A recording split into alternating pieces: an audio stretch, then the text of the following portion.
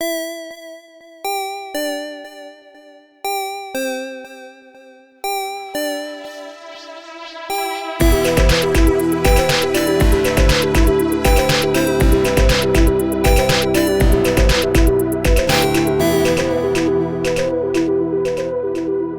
have been kind of making real small steps to transition us into the new space. And the other day I was there taping out like around the doors and the windows and stuff so we can paint. Mm-hmm. And I was waiting for the carpet cleaners to show up. And they showed up, and then the carpet cleaning took probably like a half hour longer than it should have, because one of the guys asked me like, oh, what do you do here? And I was like, oh, we do, voiceover recording. We do podcasts, and then I do some voiceover stuff for a TV show, and this, that, and the other. And I didn't understand what was going on at first. And maybe it's just because I didn't process it was happening. But the next time he talked to me after I told him what we do, he was like, you all right? So we're going to go in there, we're going to clean the carpet, and it's going to, take a little time. Oh my God. And I was like, did I mishear him before? Maybe, oh well. And then the next time, it was like, okay, man, it's going to take us like 20 minutes to do this. It was an audition. Yeah. He didn't have his reel on him, so he had to just do it live. I would like to say that after like the third or fourth one, I was clear on what he was doing. But to really nail it home, there was this point where they had to go up and fill a bunch of water jugs because they were using a portable carpet cleaner, because where our office space is like kind of deep inside of the building, so they can't run stuff all the way through. He's walking back and forth, and he stops, and he goes, you know what's funny? I was like, what? He's like, sometimes you go to like certain places like Indianapolis or Atlanta or New York, and they have different words that mean the same thing. But if you don't know that, like, you don't understand what they're saying. So like in New York, they might say, and I realize this guy is giving me his tight five. Like he just goes into this routine that he clearly has thought about before.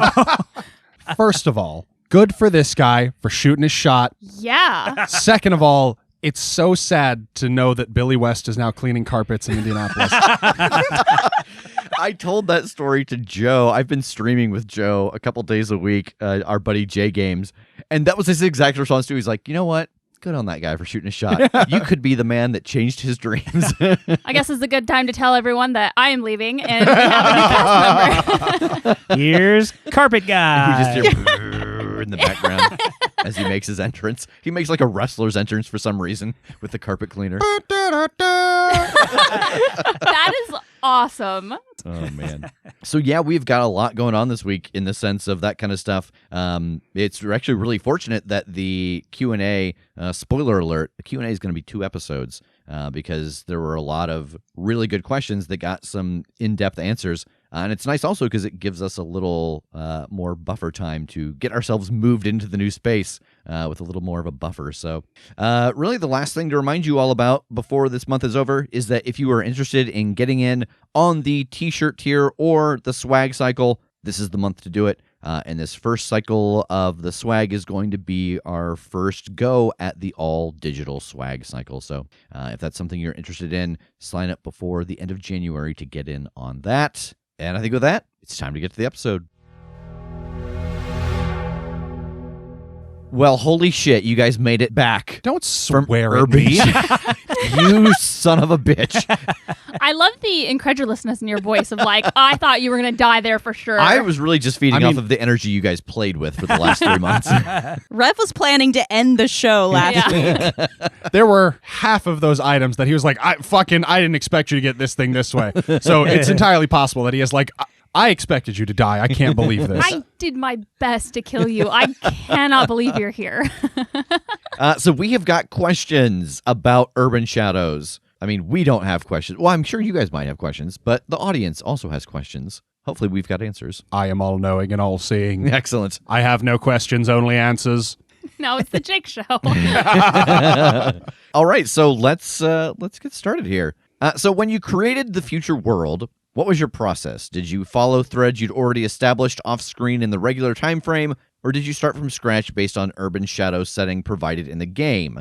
How much of it is yours? How much of it comes as part of the setting? So that's a great question, because if anyone out there has played Urban Shadows before, we are not playing it exactly as it is written in the sense of the environment. The environment is very much that it is a human world and monsters live among it, and that some humans know, some don't. And for the purposes of our story, I took away all of humanity except for the ones who know about it and are fighting against it. So the factions and the way they're broken up is all part of Urban Shadows. And then it just turned into me figuring out from our story what fit best into those existing factions. And so I think we've got some questions later about those. But yeah, it is all part of Urban Shadows with the twist that there is no real human presence except for the resistance group, as opposed to humans still being the norm, and these factions of kind of mobster-like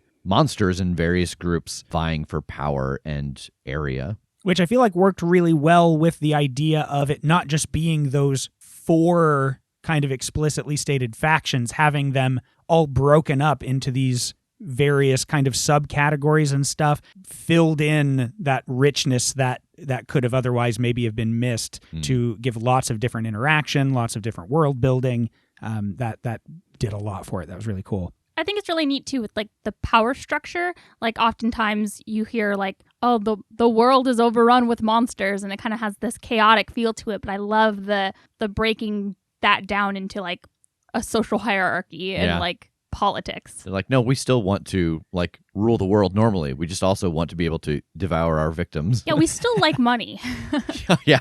Okay, next question. When creating the different factions, how did you determine what type of monsters should ally? Was folklore taken into consideration, or was it a matter of like calling to like? Yeah, so it really was, again, from Urban Shadows that they give that breakdown of vampire, werewolf, and ghost in one faction. And so then it just became a matter of figuring out like, okay, so things in our world that don't quite fit, where do they go? But I mean, luckily they have that outsiders category, which I love the idea of the outsiders group, that it's like, hey, we don't really fit in anywhere else. Someone's gonna take you in here. And so that really determined who was in what subgroup. And then becoming actual allies really depended on what the head of each group wanted, because, you know, part of this game is that these groups are working with and against each other. And so determining who wanted what and knowing how they were trying to go about getting it let me know,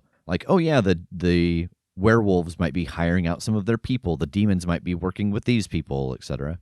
On that note, did like kind of coming up with those connections and who wanted what and so on have any pull on who you pulled for some of the cameos from our other projects? So the cameos, in the sense of mostly it was lieutenants. Yeah. That was for us. That was just for fun. Nice. And then, you know, it was a very long process of figuring out like, okay, who carries over into the future? Who is here that you know? And we'll kind of get into this a little later. Some people have some questions about the items and acquiring them. But it was one of those things where 2 or 3 people were last because the other ones just kind of fell into place. Like Mother, I knew right away. And, you know, I knew, I mean, obviously it was named after her, but I knew who the head of the Oracles was. And I wanted to make sure there were enough callbacks, enough people who knew you in the past or that you knew of for it to be kind of dangerous, but not enough that it was just a world that hadn't really changed, except now all the people you know are in charge. Fair. Yeah. Okay. Why the pivot to politics and intrigue for this arc? Is it like another game on top of the game, tracking reputation and turf, etc.? No, I mean, that's all part of Urban Shadows. As we saw in the last episode of this story arc, that fighting is part of it, but boy, it's a rough part. Yeah, it is. You know, favors and the power struggle and the power structure is a big part of the way this game works. Yeah, it's tough to look at a game like that based on what we're coming from and go, you have 5 health total and the currency is favors. Like, yeah. That's it. Like, that's woof. I'm too dense for this game. Yeah, and that was, I think, really tricky for me playing a playbook that was designed to fight. Yeah. And so it was either like, I can't really play the game in the sense of like politics the way other faction heads could. But I had to be like very choice in like taking on personas. And so I can still utilize that idea of debts with other factions who don't know who I am. Yeah. Even being in this game, like hearing that question was almost jarring because of course it was. It was mostly sort of intrigue and making those connections and stuff. And looking back, it's like, well, here's the people that we were going in with these files that we got from, Kim and Grandpa about like, this is who we need to be worried about and this is what we need to avoid and so on. And by the end of it, we're like friends with half of them and then made other enemies that we didn't have at the start. And yeah, it really is so much different than anything we've done before. And it was cool. Yeah, I really liked things like the faction turn and finding out rumors of what the other factions were doing. And it lended a lot of stress to things, actually, because constantly we were aware of all of these things going on and we couldn't follow up on all of them. And so there were plot threads that we just had to leave that then ended up burning us in kind of a big way, like Damien and the Wraith. Yeah. Yeah, because, in our normal story in Monster of the Week, I always talk about having ticking clocks, but it's really Nash and a couple other people, whereas in this instance, you had 9 factions that were all doing their own thing, and I kind of had to know who they are, what they wanted, and what speed they were working at. And those faction turns, some of those moves came with, oh yeah, hide what it was you just did. Yep. I feel like we'd talked about this before, but off mic or something, or maybe just during a lunch break or something, but just that idea that you have those, you're so used to having those clocks going and then playing this game, it's like, oh, well, you've been training for this. Like, it's built into this game, but you sort of got it. You've already, that's the part that doesn't really need to be learned per se. Yeah, because I imagine that would be a hard thing to track all those factions and keep track of like time passaging. And yeah, they were doing this, but you know what? While they were off camera, this was accomplished. Yeah. I think specifically with this question too, talking about it being, this arc, this last kind of bit that we went through, a lot of these items that we went after, some of it just kind of pieced together for us and we just thought of a way to get through it. And when we started making a plan for how to, go into this last encounter, we realized that it was like, oh no, we have to figure out something more than just, hey, maybe we can sneak in there or, cause a distraction, that wasn't going to work, that this was going to be like politically, what can we use to get close? Yeah. Yeah, there were a few where we knew we were going to have to walk on eggshells for a long time and then got very lucky in a few of those instances where we could just run through the eggshells now. Just go. Yeah. I feel like early on we mapped out like a gradual ramp up. We're like, all right, we're gonna start with this one because it's easy, and then this one will be the next easiest, and then this one will be the next easiest, and then this will be a little tough. And then instead, it was just kind of a roller coaster up and down of like, this was accidentally very easy, and this one's a little tough, and this one is accidentally even easier. So we were at like the absolute trough bottom before it was like, and now the hardest possible one that we knew was going to be the hardest one, and we thought we'd work up to it. Yeah, because I remember you all talking about when we first started this, you had kind of made this general sketch for yourselves of this is the order we think we'll do them in, and here's the one that we can do while the world is on fire and we're trying to run for the portal. Yeah. And all of a sudden you had this very smooth lead up to it. It's just like, hey, nothing's going on.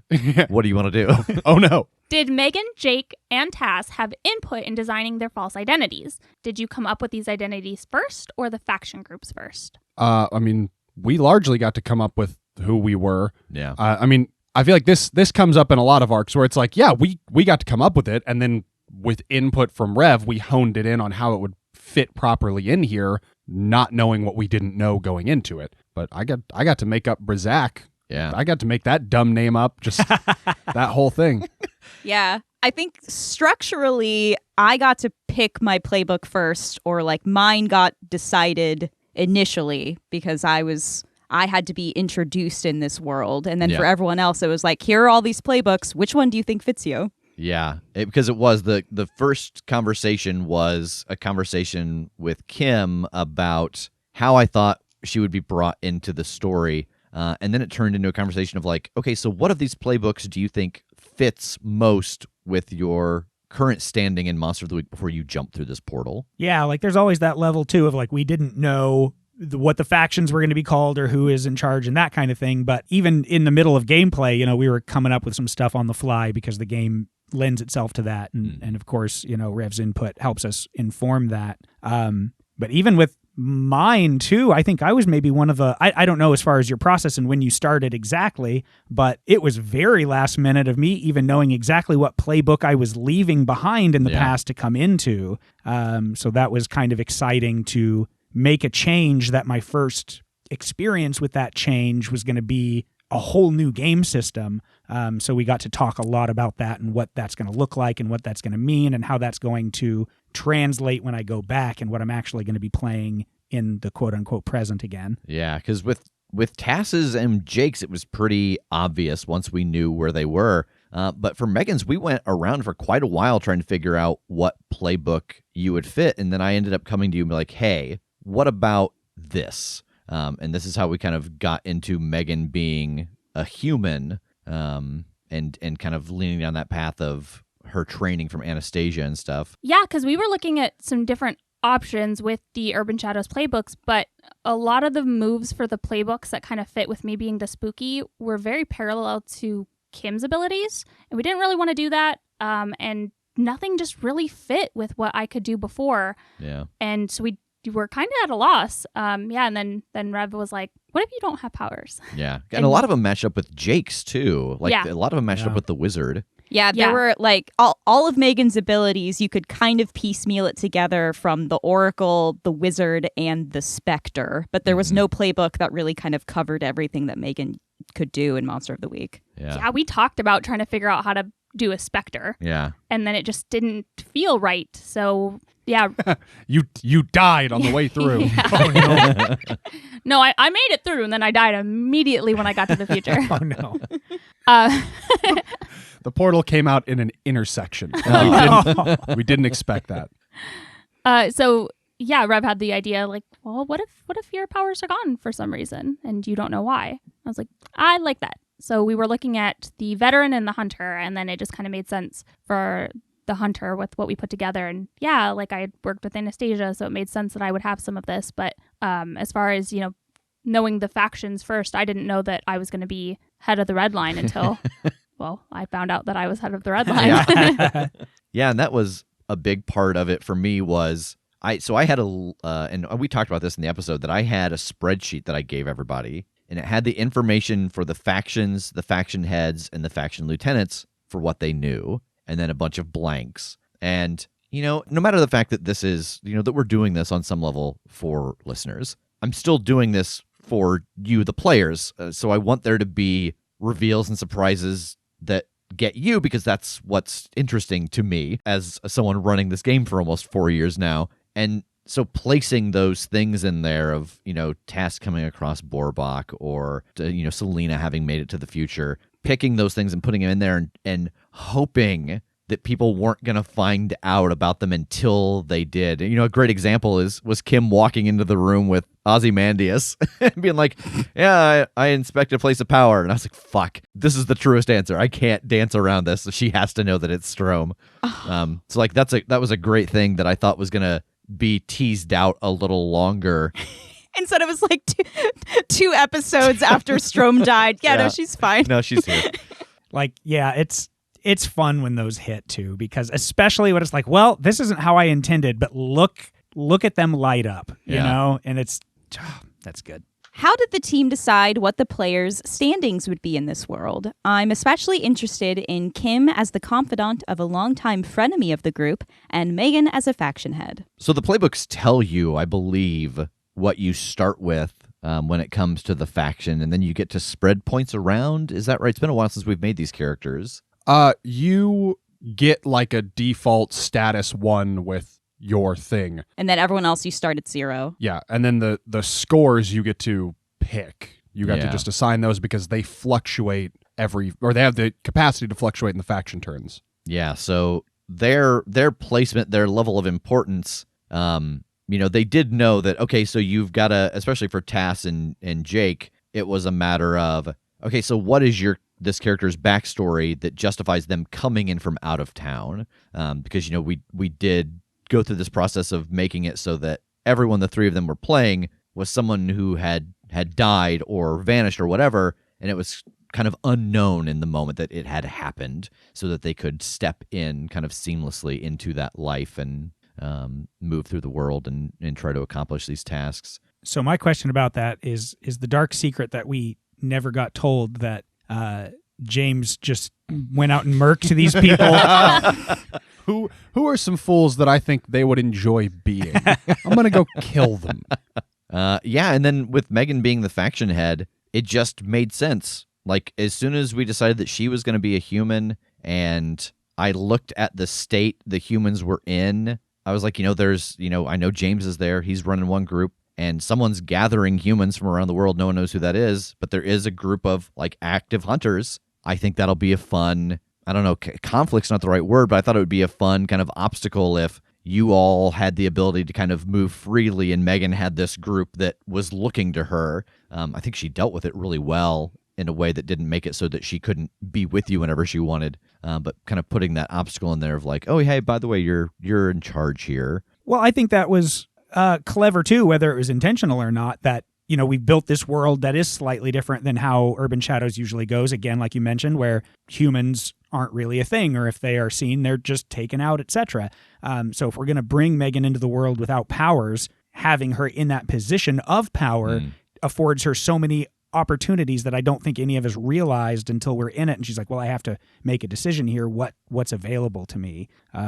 So yeah, that was cool. That was a good move. Smooth move. I think it gave a lot of gravity to our situation as a whole, because I think there was a couple of times where we would come up against situations that were like, this is not great, but we're going back to the past, so we'll fix it then. It won't be an issue anymore. But it was really difficult to balance not running this faction, not taking care of these people who Fiona was supposed to take care of. Yeah. And making sure that they were addressed at the same time. Yeah, like having that hook in of, that you're going to go back and set things right, hopefully, but it still is hard to make a choice that might impact them negatively while you're here still, because you'll see it and they'll still go through it as far as you're concerned. So. Exactly, yeah. And then for Kim, with her being connected to Strom, I knew I wanted Kim to be the Oracle because it was the cleanest, most interesting way I could justify her knowing about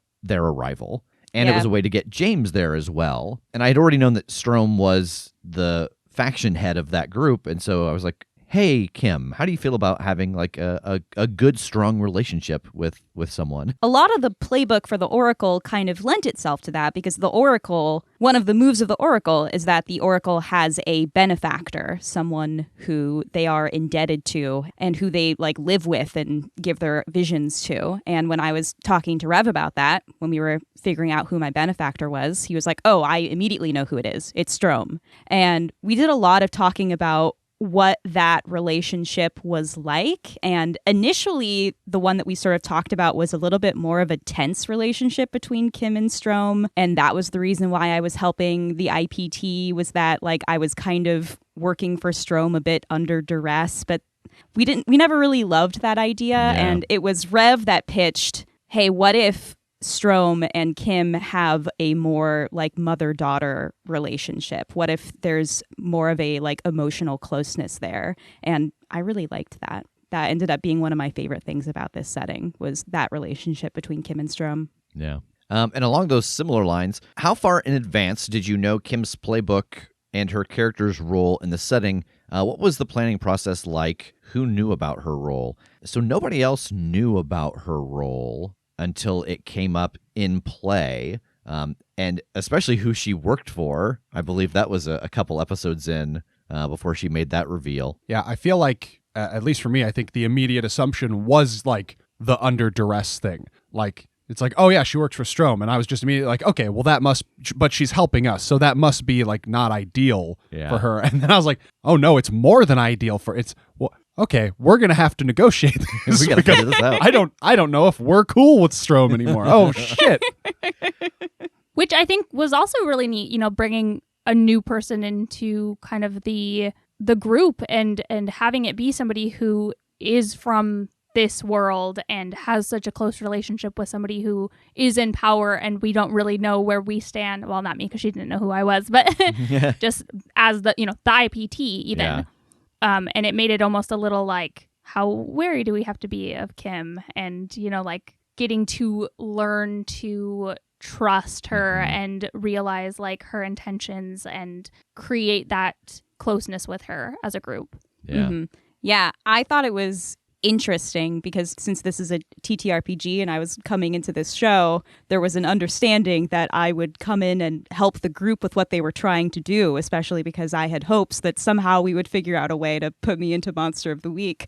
But it was fun balancing that plus my closeness with Strom, and it was interesting how that shift happened for me in terms of I'm helping all of these people because my vision said that I should, and it seems like they're doing the right thing. And then there was really a pivot to, all right, now I need to help you because something disastrous has happened to Strom and to everyone that I care about. And I need to assist you with this in order to prevent this from happening to people that I love. We haven't talked about this yet, but this was not originally Kim's role in the world. Something that I had the idea for, and we kind of played it out and then talked about it after the fact, and it didn't really sit well with everybody because, they all play as themselves. But originally, at the very end of season 3, Kim was going to be Lana. I had pitched to Kim playing Lana and letting her connection be to Anastasia, and the desire to help be based around that, with Anastasia being pulled away to lead the IPT. And the playbook was kind of like the monstrous, and it was much more of like a ghost. And we did do that final step. And then once we were done recording it, we all kind of talked about it, and everyone agreed that it was like, yeah, this doesn't feel right. Okay, you know what? We'll go back and I will just voice these lines instead of having Kim do it, and we'll figure something else out. Yeah, and so I went onto that call and we did that little bit, and then we were all like, you know what? This doesn't feel great. And then Rev was like, well, sorry, Kim, you're not recording Coin for another couple of weeks. All right, Kim, I'll see you once I figure this out for a second time. But I think where we ended up was the correct place. Yeah. I think, it definitely all worked out. Okay, this next one is a statement followed by about 17 questions. Are you ready? Yes. Okay. I know that one of the common aspects of PBTA games like Monster of the Week is for the GM to set up situations and mostly react to actions taken by the players. That certainly seems like the case with the artifact MacGuffins held by the different factions in Urban Shadows, which leads to the question: did you plan from the outset for some of the artifacts to be easier to get than others because of previous relationships like Strom or Mother? Were there obstacles you had in mind for any that got easily sidestepped by clever player plans? Were you collectively surprised by how easy it was getting the readings for most of the artifacts? It seemed the biggest challenges and obstacles were navigating the complications of the cover identities rather than getting a hold of the things that the hunters were supposedly after. So like a 2 or 3 word answer here. Yeah. So yes, I did think that some of them would be easier than others, but not the ones that ended up being easier than others. A great example is Mother. I thought Mother was going to have to be one of the last ones because I thought you all would learn who Mother was and see that she was like killing fools. But Jake totally disarmed me in character, and I thought it was another Ori moment. I was like, well, this is how this plays out because this is how she's responding in the moment. Like, you've taken the wind out of her sails. It is a conversation. I think another moment that took you by surprise was how easy it was getting the Silver Wings item. Because Ozymandias set up that meeting for us, and then you were like, all right, well, now the issue is how do we get that item back to James? And I was like, oh, James said several episodes ago that he's got a cover identity in Ozymandias, and Rev was like, I sure did. Did I say that? And then I was like pouring back through old episodes. I'm like, yes, you definitely said that. And Rev was like, I just said that casually. I forgot that I said this. I'm like, well, it's canon now. No so. backsies. Kim's real life power is throwing GM nonsense back at the GM and making us go, I can't believe I've done this. Similarly, how easy it was to get the Silver Cross. I remember we were, back at the subterranean lair, and we're talking through like, okay, so Lana has been there and she met him, so if we go there, we can say this. And she's describing like where it was, and then I just remember being like, wait, you've seen it? And I think Jake and I made eye contact for a second, and there was just this like, wait a minute. And I was like, well, can you just take us right to it? And Rev's face is just like, yep. I absolutely can. I can't think of a single good reason why not. And that was another one of those moments where, because of two very good scenes that Megan had with Lana, changed how she was interacting with all of you. Like, she was so disconnected from the world and would not have necessarily even understood that request when you first encountered her. But like asking to see her home and going back, and like these remnants coming out and you kind of reminding her of stuff, made her much more available to help. Aw. Man, shout out to Kester and Tiresias, though, because getting visions from the two of them really helped make a lot of the last items a lot easier to get than we anticipated. Yeah. Like, the fact that you got both of them out of the Dread game was another thing that I was not expecting. I did not expect both of them to survive. Well, when we have some of these people pulling like 9 pieces in a man. row with no issue. Megan I didn't Chinga even Master. save anyone. That was just to kill vampires. Yeah, you just killed everyone that could possibly have been in the way. We didn't have to save anybody. Rev's like, I did not expect Kester to make it out of there. I had him already partially eaten before before we started the game. He was like missing a leg or Yep. something, and then it was just like, all right, well, you're coming with us. Well, one of them was missing a whole body. So yeah, when they made it out, and then Kim's decision to be the faction leader, to me, that was kind of the trade-off that, okay, you can hide these two and they'll do for you what they were able to do for you in Dread, because it only makes sense that, they're oracles. They've got these moves. So once a day they can do a special thing. And this might be a conversation we had off mic, but when the decision came between Kim and Kester, who wants to be the faction leader, it was, if you're the leader and you put them into hiding, they'll be able to do this thing for you. If they're the leaders, then you don't have to worry about any of the trappings of being a leader. And in hindsight, with the way that you guys used the elements of her being a leader, the other option was not a very good option at all. Like, nothing would have been gained that way because of the way you guys gamed it. Yeah, like we got substantially more pro than con out of Kim being a leader. We would have gotten very little of either if she hadn't been, but we got a tremendous amount of pro for her being one. Yeah. I feel like after we did the werewolf, the casino, I feel like that's kind of how we all thought they were all going to go. Yeah. Like, we were all like, okay, we've got an idea of how these are going to go. This is going to take 10,000 years and we're not going to survive this. Yeah. Getting the one for the werewolves, or even kind of the roundabout way you went around getting the one for the Court of the Silver Wing, like having to deal with their envoy and make amends and then find a reason to set up a meeting and then sneak someone into the meeting. Those two things were kind of more along the lines of how I thought they would all go. You guys just had some really good plans and used all of your allies really well. Well, that's the thing. I think we really kept in mind, where can Kim be seen? Where can't she be seen? Mhm. Same with Jake being with the ley line. And for me, where can I go where I'm not going to be recognized, but also I'm not going to be questioned? Yeah, circling back to me being the leader of the House of Strom, the only reason why I wanted to do that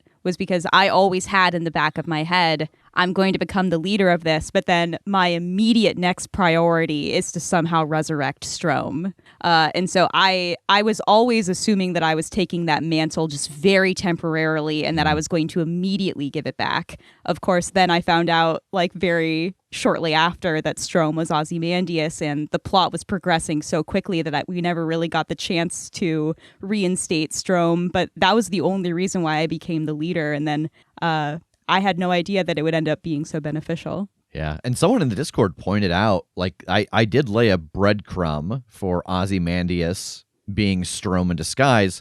It was something that Jake had discovered. Yeah, that I like as a piss take said, I was like, oh, it's Alstrom all the way down Yeah. because the basilisk Yeah. was controlled by Egyptian command words. Yep. We did an intrigue. We did an accidental intrigue. There's got to be a word for that. Obviously, I was super interested in the Court of the Silver Wing. I love that delivery.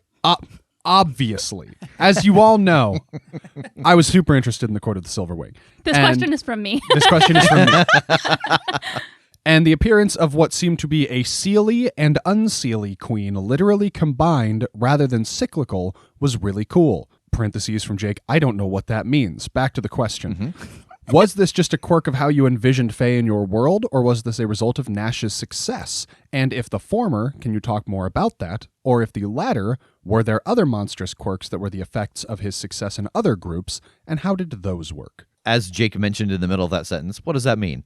So in most cases, when it comes with the Fae, it comes down to like a summer and a winter court, that there are two groups of Fae that don't necessarily get along, and they rule kind of cyclically, one during the winter months or at night, and the other during like the summer months and or during the day. And so that was an element of Nash's success, not because he brought them together, but because in all of the experiences in various books that I have had, and like even games that I've played with the Fae, they are very cautious about giving up power. And so my impression of it was that they came together so that the other person wouldn't be brought into the fold without them. So that, yes, they were working together now, that they were a collected court, but that it was so they could keep an eye on each other, and so that they together could keep an eye on Nash and these other factions, because, you know, this was the one faction that's kind of from another world.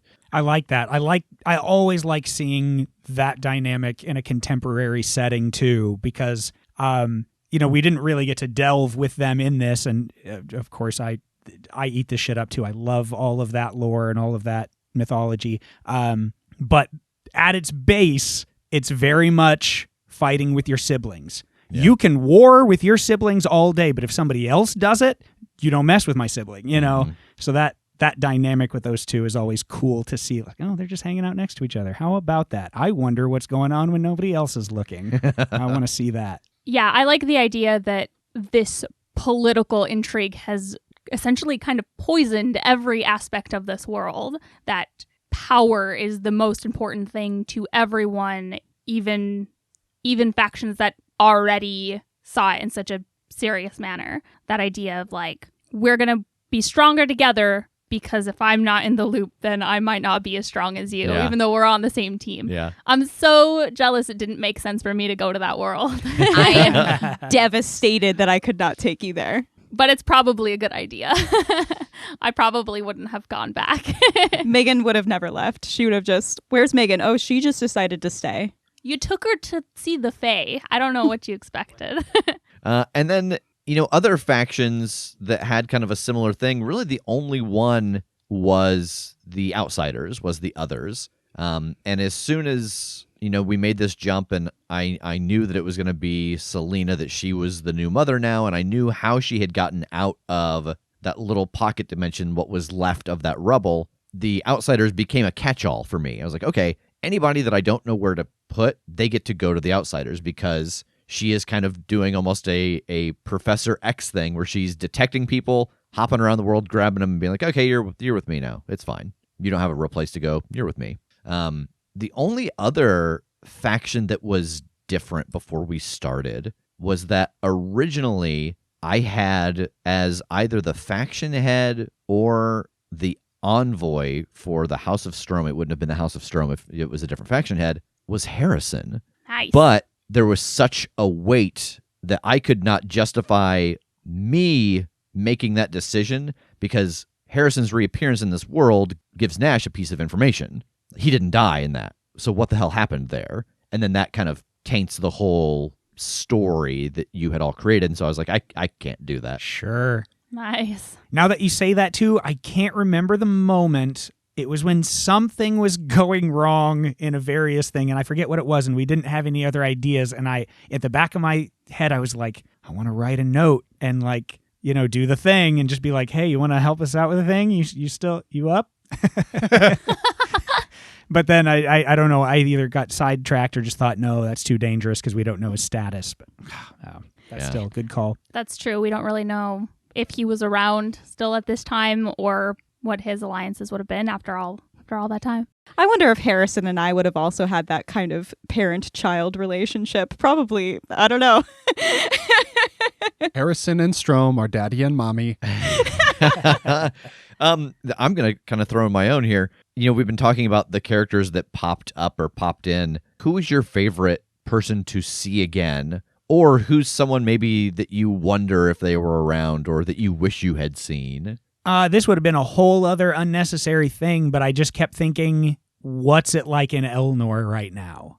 I would love to have figured out how to just check in and be like, what has happened in all of this time now that you've synced up timelines and everything. Yeah, that was initially when Danny got introduced and you were describing like a little girl and wings and things like that. I thought for the briefest of moments that this was Queen Leah or someone Same. from Elnor. And then you threw on that proboscis. Yeah. Yeah, and that was a second moment like that where having someone from Elnor here be part of the representation was an idea that had crossed my mind, but then that exposes the existence of Elnor to Nash, which means he's dealt with them, which means that he knows like Ori's there. Like that was again another decision that like I didn't feel I could make because it would be undoing big steps that you had made to protect those people. Sure. Yeah, no, that makes absolute sense. I think the most pleasant surprise for me was Selena.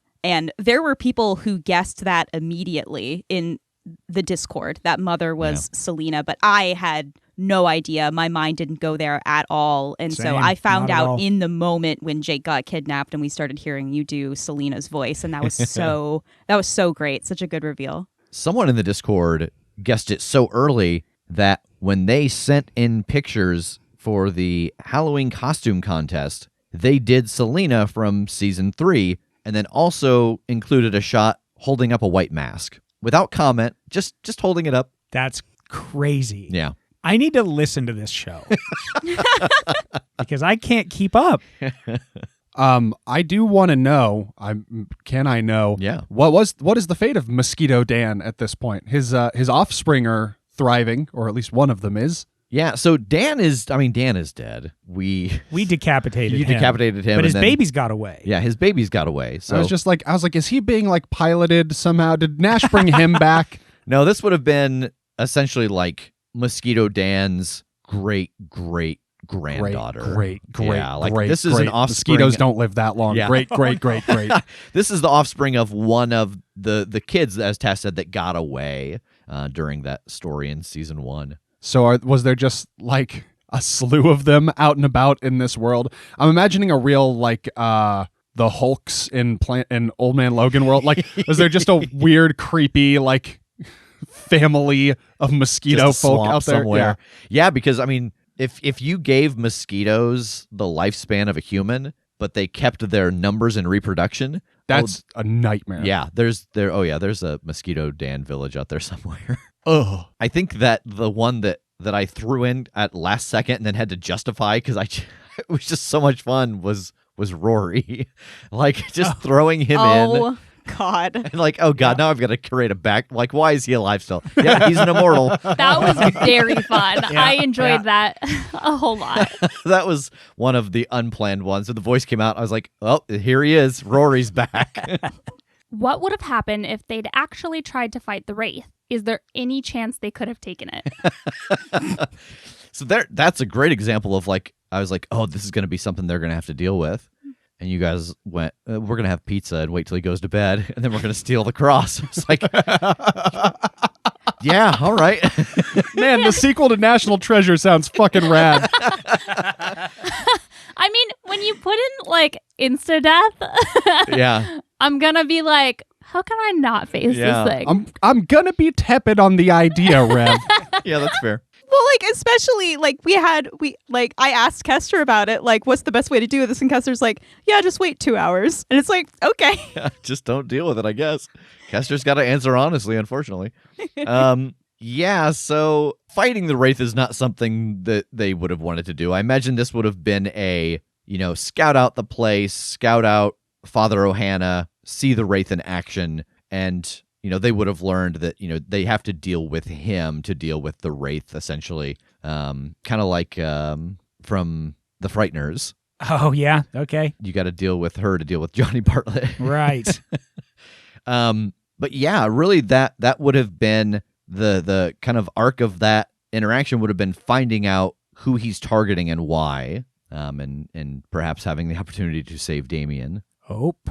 Yeah. How did you kind of envision us dealing with like sunlight weakening like the structure? I there were a couple of different ways. I thought that maybe Cass would knock down some trees with his brute force, that Jake would, do some kind of research, some magic spell to, do sunlight. I thought that would be your way in. Speaking of how well we did it and how sneaky we were about it, when we had gotten like the ghosts item and the silver wing and Ozymandias, we had one left. We just had Nash. We all kind of talked like, do we do a faction turn? We almost did one. We did half of one and then we kind of abandoned it. I feel like there was a question in the faction turn that we got to that like you were like, this doesn't make sense to even ask because should we just not? Yeah. I guess we just shouldn't be doing Because the ultimately faction I turn. made it your choice because there were some benefits you would get from doing a faction turn. And this gets into a question a little further down the list, but I knew something that was going to happen during the time passage of that faction turn that would have been a game changer. Yeah. And so I ultimately let it be your all's decision. Well, the biggest thing we would have gained was information, and when we realized that between Kim and Kester and Tiresias and what we had already learned so far, we could probably get the answers. I think going into it, we were just thinking like, we need information to make a plan. And then once we boiled it down to, okay, what do we actually need to know? We realized we had enough resources to answer those couple questions. Mhm. This was definitely the story that we have played, I think, that had the most kind of off-air chatter about laying out what it was exactly you were wanting to figure out and how you were going to do it. And just, clarity of episode-wise, it made the most sense to leave a lot of that out and let people learn it as you did it, as opposed to hearing the sausage get made. Gross. Oh no. Was there a particular reason for choosing a pantheon of 8 gods? So there were 5 by default in my head because there were 5 divine weapons. And then when it got into the stuff with Baba Yaga and Death, I knew that gods had been involved with helping to do that. And as silly as it sounds, it ultimately came down to an equation that made sense in my head. I was like, what's the number of gods that did not survive this to make it seem dangerous, but still doable, like worth the cost? And I was like, I don't think like 1 or 2 gods isn't really, and it just for some reason I was like, there were 8 gods and 3 of them didn't survive this process. So it really was just a spur of the moment thing when Baba Yaga was telling that story. When were you expecting us to find out that information? Because I kind of stumbled upon it accidentally just through one of my moves. Yeah. So that is something that has been in place for a very long time. You all learned about the empath and the devourer. I'm excited to see where this goes because that is a bigger part of this kind of connected story. And the experience that you kept having visions of towards the end of the gods and this dark energy at the center and the people on the outside. And it's what Baba Yaga has described to you all when they banished Death, and what does that mean that you're seeing it now with other people standing in those places? Yeah. Yeah, that was huge for me to like finally find out where my powers came from. Yeah. Not having this idea like from the playbook, like mechanically knowing that like, oh, I have dark side tags, that like something gave me my powers, and that's all I knew was like these came from somewhere. And then just suddenly having the answer to that was like, oh, okay, this makes sense. What was the connection between Kim's vision of the group sealing something away and Strom changing her plans before Nash arrived? Up to this point, the visions seemed disconnected with the rest of Chicago. Does this have anything to do with Strom selling her soul? So, No. no.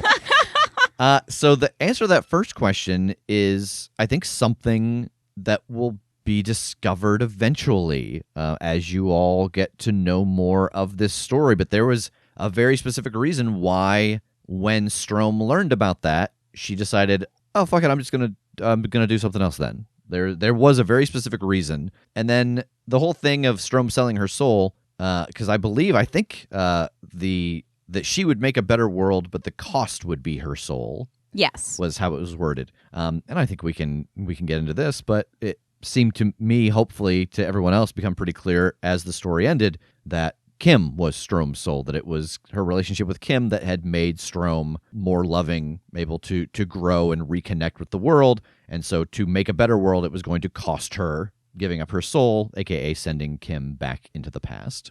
I did not get that. Yeah, I did not get that either. I thought okay. this was because we had talked about how the vampires and Primus Demonium had a relationship, and so I thought it was Strom was going to die and the demons were going to take her soul, but then like in her stead the oracles were gonna rise up and be stronger. Yeah, I had no idea. That's very emotional. God. Yeah, it was, you were what opened her up back to that, and so she was going to have to sacrifice that to make that better world. I like that. That's a good example of the vision isn't always as black and white as it sounds. And so that's cool. Kim's like, I'm gonna check out for the next few questions. I gotta go.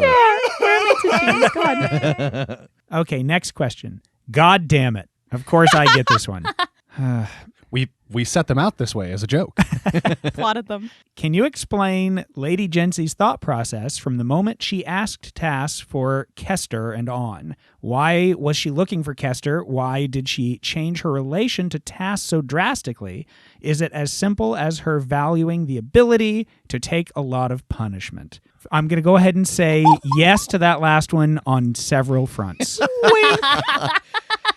So she was looking for Kester because of his abilities. Anybody would want, given the opportunity to kidnap, to have access to what it was Kester could do, especially with what we learn later that Lady Jency is trying to do. Her change of heart about Tass and making him one of the honor guard and stuff like that was very largely in part to the evening that they spent out trying to hunt down Kester, seeing Tass stand up for himself, stand up to her. Again, the sheer amount of physical harm he had taken, but also because she knew Damien was dead. Because of the way that the demon contracts worked, when Damien died, it passed over to her because she's in charge. And so there was no real ramification for Tass of the patronage changing, but she knew. And so this was also kind of a butter you up, get you in a better mood because your friend's dead. Yeah. Consider me buttered. Oh, okay. No, thank you. Next question. Why is Tass so gross? Because you all constantly keep buttering him. I have done no... Oh, you know what? Actually, now that you mention, my hands are covered in butter. So much popcorn. I've got butter on my face. Wait.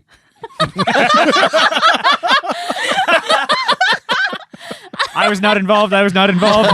I think that's a good place to end this episode. No! We have still got quite a few questions left and some playbooks to go over for Monster of the Week. What are these folks going to be when they come back into Monster of the Week? So we will be here next week for part 2 of the Urban Shadows Q&A. Brought to you by Country Cop.